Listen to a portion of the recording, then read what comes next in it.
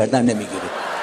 کی بود فاصله کی بود کثافت تو بودیم با دعوا بزن آقا یکیتون بگه آقا دیشب من خیلی مشکلات زیاد دلار یورو ارز که دیگه ارز نبود طول بود قشنگ طولش ما رو اذیت میکرد ولی ما با ارزش مشکلی نداشتیم. رئیس بانک مرکزی اومد تلویزیون گفت اگر شما فرمایشی ندارید ما ارزی نداریم، یعنی ارز تموم شده چون گردن تو ایران فوله. اون ور دنیا یه عملیات تروریستی انجام میگیره، کانادا، استرالیا، اروپا 200-300 نفر تیکه پاره میشن، این ور دنیا یه گروهک کوچولو گردن میگه من کردم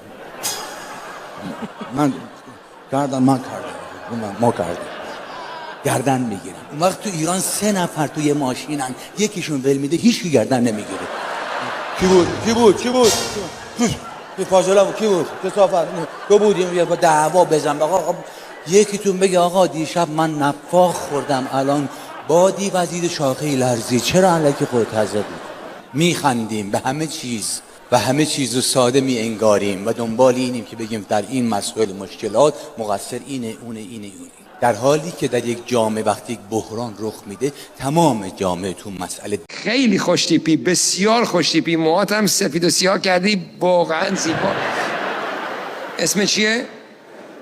فرزاد. شما چیکار میکنیم به جز مدلینگ؟ فیلم پرودوسر، مووی درست میکنی؟ نکنه مووی های XXX خودت این کاره ای؟ شما هم این کار؟ همه با همین؟ این که پیرنش اینقدر دگماش بازه نافش من دارم نگاه میکنم ناگه پیرن تا اینجا باز قربونت برم تو جلو آینه وایسادی اولی رو باز کردی گفتی نه خوب نیست دومی رو باز کردی گفتی نه هنوز بس شورتمو ببینن چه رنگیه بچه های بالکنی میخوان ببینن جریان چیه وای اون خانمه بلند شد ببین سینه‌های تو بزرگتره یا مال خودش